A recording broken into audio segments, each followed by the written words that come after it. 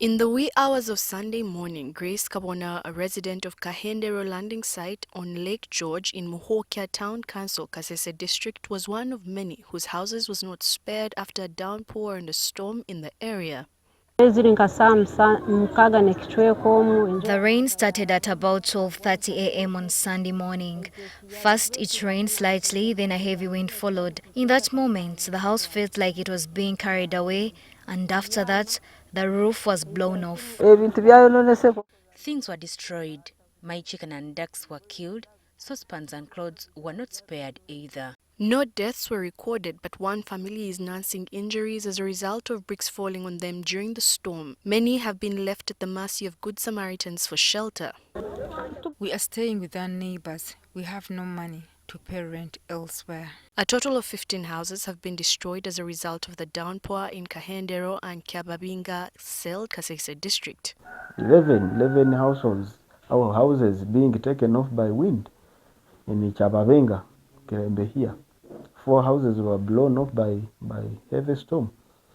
The Ugandan National Meteorological Authority recently indicated that Kasese and Bundibujo districts would receive heavy rains in the second major rainfall season for September to December, with landslides, strong winds and flash floods being the potential disasters as a result. An advisory has been issued to the people in the hilly areas of Kasese district and evacuation centers set up. My colleagues, my friends who are staying in those particular areas, especially in the steep slopes of those mountains, should look for safer zones. We have established or identified some of the some evacuation centers. We have one in Karusandara, we have one in Kitolu, and many others.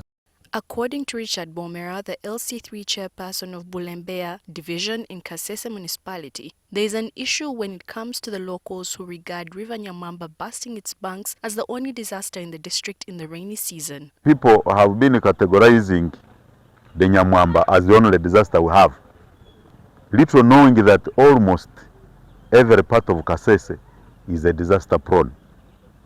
Therefore, that's why these people, even if they receive information from the meteorological authority, they don't take concern simply because Nyamwamba has not flooded. In several parts of the district, roads have started being blocked off by runoff water and others have registered landslides and mud flows. Locals are advised not to cross flooded rivers and streams without taking the necessary precautions.